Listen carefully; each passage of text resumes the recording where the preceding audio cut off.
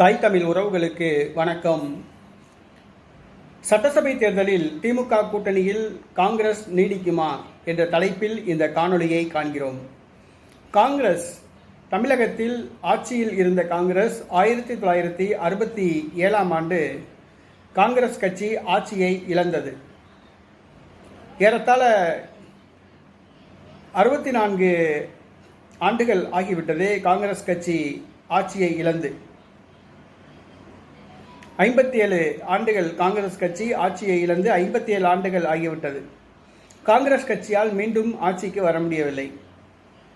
பின்பு தமிழகத்தில் திமுக, அதிமுக ஆகிய கட்சிகளுடன் மாறி மாறி கூட்டணி அமைத்தது. அதிமுகவுடன் கூட்டணி அமைத்த பொழுது 30 பாராளுமன்ற தொகுதிகள், 66 சட்டமன்ற தொகுதிகள் ஆகியவற்றில் கூட்டணி அமைத்து போட்டியிட்டது. திமுகவிடமும் அதே மாதிரி பெற்று போட்டியிட்டது. ஆனால் கழுதை தேர்ந்து கட்டெரும்பான கதையாக இன்றைய தினம் தமிழ்நாட்டில் காங்கிரஸ் கட்சி திமுகவுடன் 9 பாராளுமன்ற தொகுதிகளிலும் 25 சட்டமன்ற தொகுதிகளிலும் போட்டியிடுகின்ற அளவுக்கு திமுகவுக்கு, காங்கிரஸ் கட்சிக்கு திமுக வழங்குகிற தொகுதி பங்கீடு எண்ணிக்கை குறைந்துவிட்டது. அதாவது 30 பாராளுமன்ற தொகுதிகள் காங்கிரஸ் கட்சிக்கு ஒதுக்கப்பட்டன. தற்பொழுது 9 பாராளுமன்ற தொகுதிகள் தான் ஒதுக்கப்படுகிறது. காங்கிரஸ் கட்சிக்கு 66 தொகுதிகள் ஒதுக்கப்பட்டன. தற்பொழுது 25 சட்டமன்ற தொகுதிகள் தான் வழங்கப்பட்டுள்ளது. 2021ஆம் ஆண்டு நடைபெற்ற தமிழக சட்டசபை தேர்தலில் 25 தொகுதிகளில் போட்டியிட்டு 7 தொகுதிகளில் காங்கிரஸ் தோல்வியடைந்தது. 18 தொகுதிகளில் மட்டும்தான் காங்கிரஸ் கட்சி வெற்றி பெற்றது.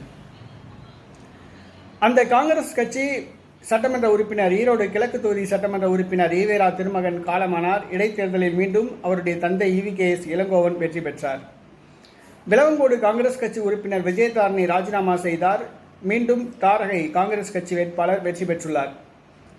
ஆக 18 சட்டமன்ற உறுப்பினர்கள் உள்ளனர். தற்பொழுது செல்வ பெருந்தகை தமிழ்நாடு காங்கிரஸ் கட்சி தலைவராகியுள்ளார்.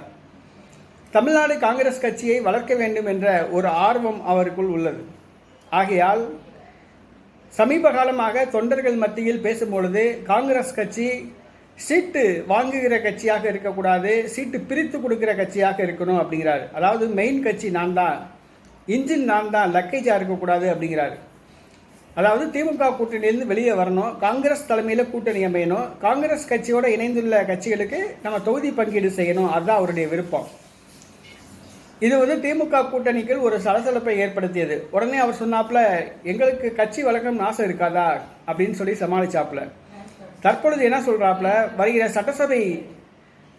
சட்டசபை தேர்தலில் காங்கிரஸ் கட்சி 40 தொகுதிகளில் போட்டியிடும் அப்படின்னு சொல்றாப்புல.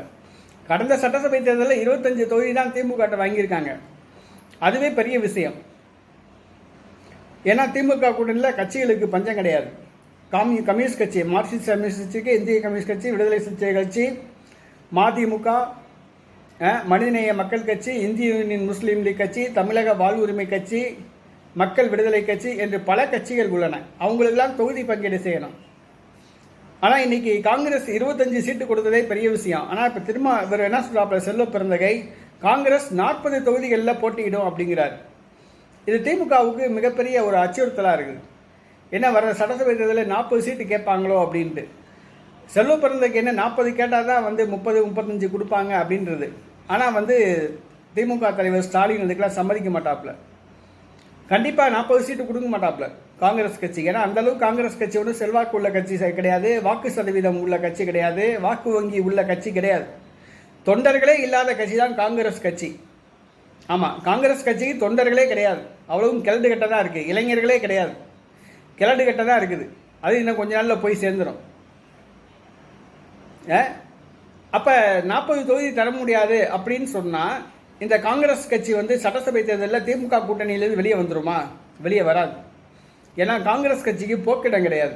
அதனால் அதே திமுக கூட ஒட்டுண்ணி மாதிரி ஒட்டிக்கிட்டு கொடுத்த சீட்டை வாங்கிட்டு போட்டியிடுவது தான் காங்கிரஸ் கட்சி போட்டியிடத்தான் போகுது. அது வரைக்கும் சும்மா புலி வருதுன்னு உரிமையிட்டு கத்தும் பார்த்தீங்களா? அந்த மாதிரி செல்வ பிறந்தகை காங்கிரஸ் கட்சி தலைவர்கள் கத்துவாங்க, நாங்கள் 40 சீட்டு போட்டிடுவோம் அப்படின்ட்டு. 4 சீட்டு கொடுத்தா கூட வாங்கிட்டு பேசாமல் கப்சுப்னு போயிடுவாங்க இந்த செல்வ பிறந்தகை காங்கிரஸ் கட்சி. அதனால் வர சட்டசபை தேர்தலில் திமுக கூட்டணியில் தான் காங்கிரஸ் இருக்கும். ஆனால் 40 சீட்லாம் கொடுக்க மாட்டாங்க. 25 சீட்டு 27 30க்குள்ளே தான் கொடுப்பாங்க. அதை வாங்கிட்டு கப்சுப்னு இருந்துக்குருவாங்க. இதுதான் காங்கிரஸ் கட்சியோட நிலைமை. வருகிற சட்டசபை தேர்தலில் காங்கிரஸ் கட்சி திமுக கூட்டணியில் தான் இருக்கும். ஆனால் ஒட்டுணி மாதிரி ஒட்டிக்கிட்டு இருப்பாங்க. திமுக கொடுத்தது வாங்கிட்டு கப்சுப்னு இறுக்கிடுவாங்க. அதுதான் உண்மை.